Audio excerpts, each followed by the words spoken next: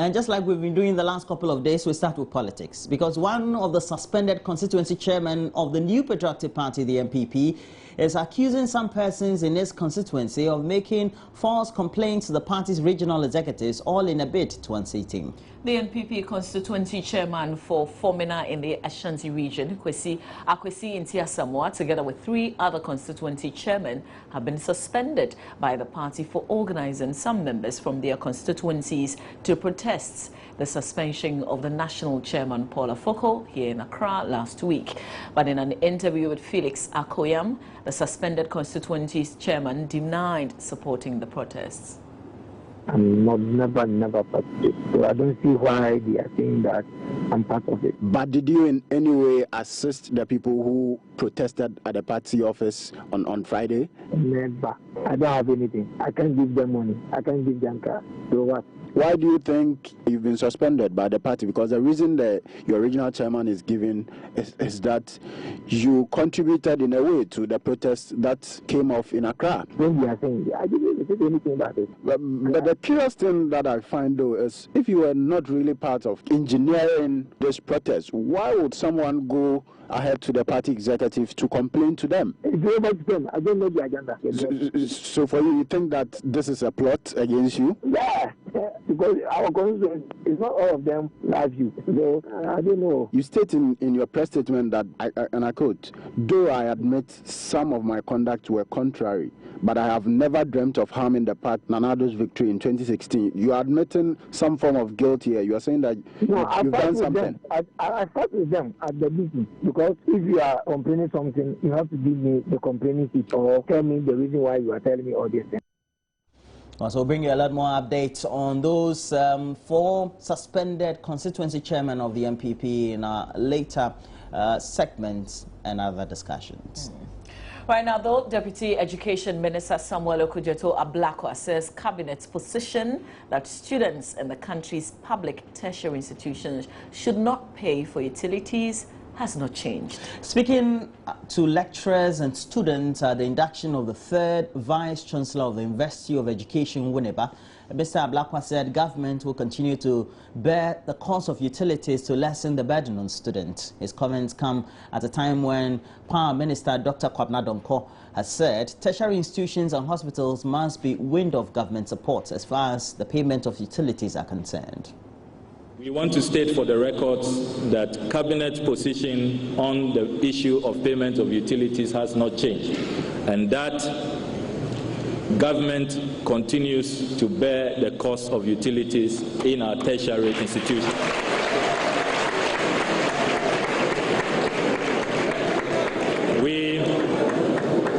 We have since spoken to the chairman of VCG, Professor Kupoli, and assured him that we have taken steps to rein in ECG. You know, we have all been on the back of ECG to be more up and doing in collecting their revenues from us.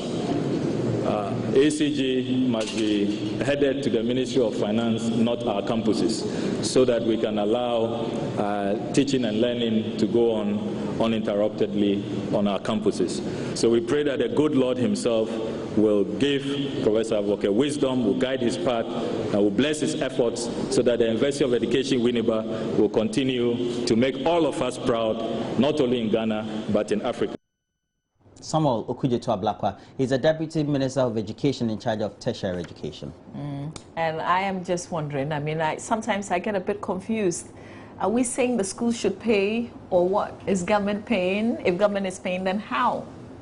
The thing is that we're having 2 conflicting issues from government, but the Deputy Minister always insists on many platforms that there's a cabinet decision to the effect that they shouldn't pay. Did cabinet say how they were going to pay? But then, not necessarily. But at the same time, too, he says that the arguments being mooted by the Power Minister should not just be scrapped off the discussion table. He feels that we have to be realistic. I think that both sides make a lot of sense, but we need to come to a certain Why don't they say, for instance, the platform where he was, that's meeting students and the school authorities at the same time. Why don't you say it? And you think he's soothing them? And add the realistic bit as well, because now students think, okay, government says we're not paying. Because if you pass it on to the schools, what do you want the Vice Chancellor to do? He'll pass it on to the students. That's what is real.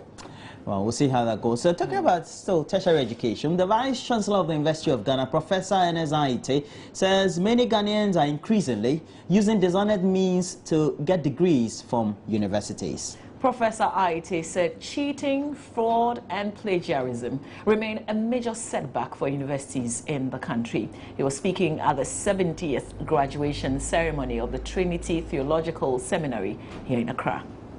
Professor Aite urged universities to jealously guard their reputation by stamping out plagiarism and all forms of cheating. He challenged tertiary institutions to ensure their students graduate with academic laurels they have honestly earned. Too many Ghanaians have become rather dishonest in the way they look at academic achievements. I believe that there's enough evidence of it. There are far too many Ghanaians who claim to have certificates that they don't have.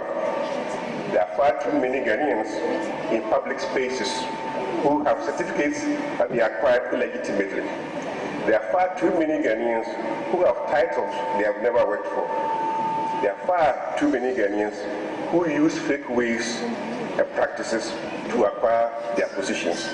He asked the clergy to help stem the tide of pastors adopting academic and ministerial titles they have not earned. In this day and age, it has become the order of the day for some ministers of the gospel to take on various ministerial and academic titles without demonstrating their worthiness for them. Wife of the Vice President, Matilda Emisa Arthur, encouraged the graduating class to lead exemplary lives to affect society. As men of God and as suffer, you must be examples.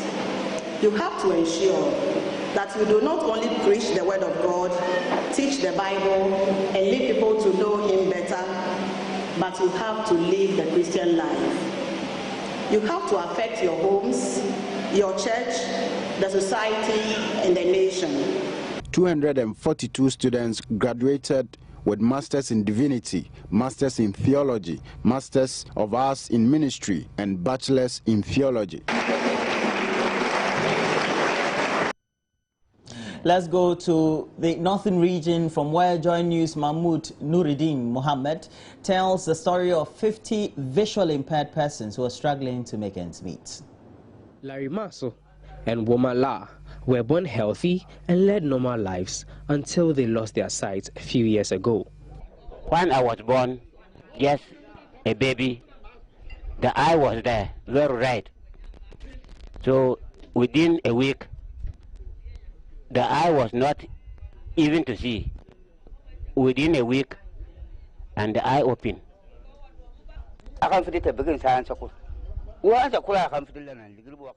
I wasn't born blind.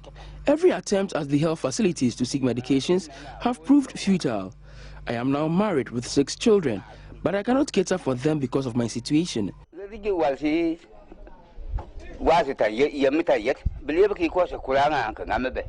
The difficulty that comes with taking care of the family has forced some visually impaired parents to send their kids to other parts of the country to seek for a better life.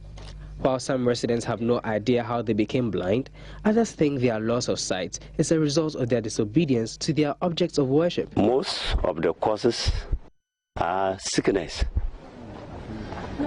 and we can get majority of the blind around Tusuk area. They are living around the forest zone,